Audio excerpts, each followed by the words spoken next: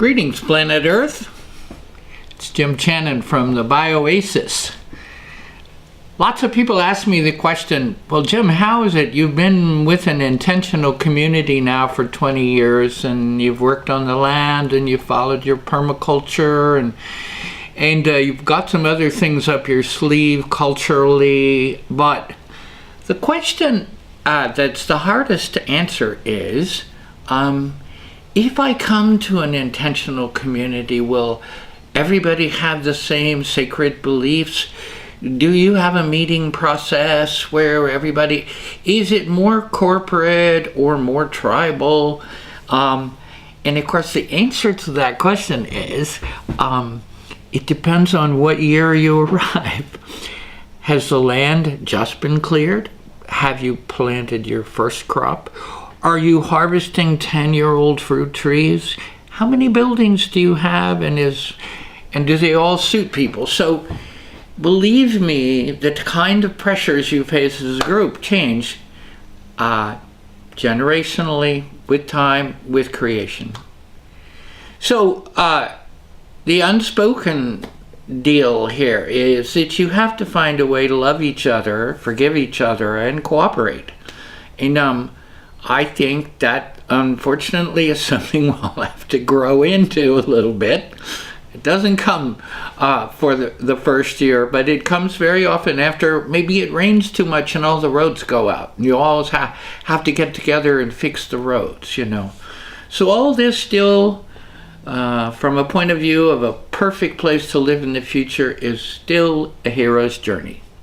Now, the benefits are, of course, if there's something that radically goes wrong with the food supply system, and you have a lot, or some, or a necessary amount, you're in good shape. So you're taking care of yourself and you're taking care of your future families.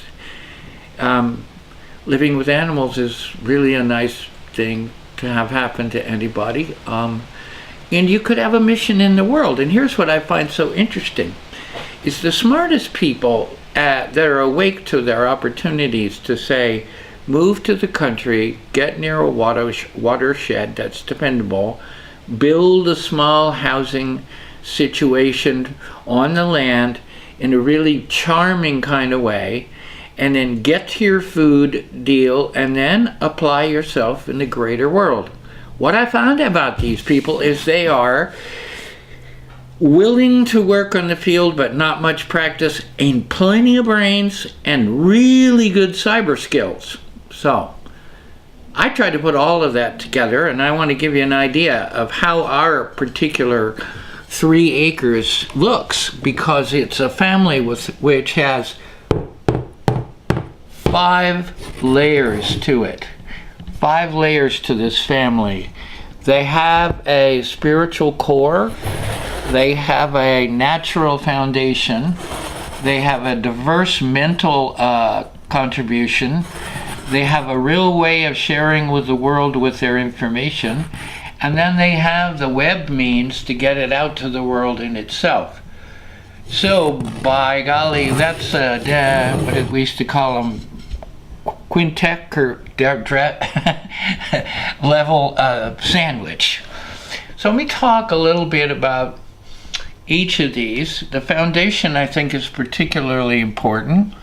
Now, I have an image here of a temple, but that's symbolic. We don't actually have a temple, but we do have some really sweet places to gather.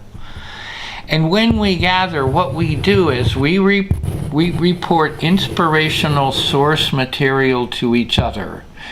It's as much spiritual as it is natural. It's about the earth and who the earth is when she's alive. It's about wildlife. It's conversations with angels, I don't care who had them. It's other galactic intelligence coming from breakaway organizations. It's native intelligence. It's new technology. It's pure light. It's deeper DNA. What does the 5th dimension really look like? It's ancient charm, it's intuition, it's family, and it connects with food, it connects with toning, it connects with speaking from the heart, it connects in any esoteric way we can imagine by combining the energy fields together in forgiveness and love. So it's what we call the family of choice.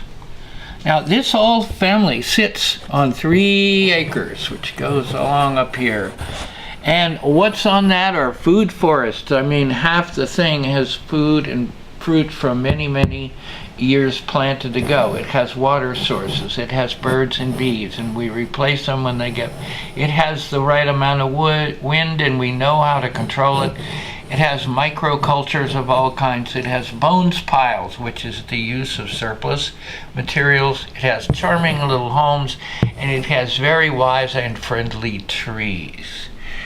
This is a wonderland you can walk around and feel completely accepted by. These trees can speak to you in ways that aren't simply, it's not words, but believe me, the connection with nature is a real one, and she becomes a real ally once that happens. And you are nourished by the sounds of the wind going through different kinds of trees, and you're nourished by the shapes of all the leaves in the trees as they shape, the inclusion of art and playful things. It's all here. Diverse skills. We speak to people who are coming here in terms of their overall ability to help out. And versatility makes a lot of difference. If they have some experience shaping trees and being arborists, that's great. But if they're healers, means we have our doctor bills taken care of inside. If they're gardeners, doesn't matter if they are or not, they have to be. If they're cooks, that also is a sort of have to be. If they're videographers, then you can see why this image is being made right now. And if they're social architects or builders, we don't all need to be that, but that's the mix we have, and that's the mix we use. It is not, you only do this, you only do that, you only do that. It's not a functional operation like in a corporation. It's very much a team of specialists to contribute together when it's required.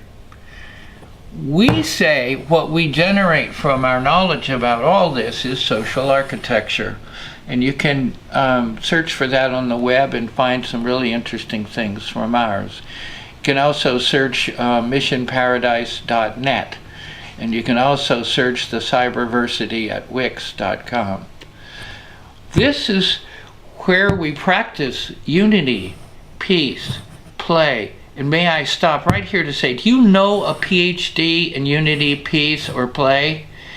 Cultural design, play concepts, natural security, love. Why are all these things missing from the industrial infrastructure and schooling that we have? Because they're missing, we tend to them, so we tend to package all this experience here into descriptions of those realities.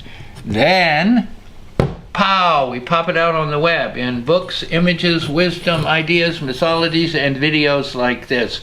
We have a global distribution, and we have a global distribution plan, and it can be generated with modern technology that we have right here on this land with 12 to 15 people at any given time. So, the bioasis is permaculture, is family, is sacred, is natural, is creative, and does go speak to the world when it can. Try it out.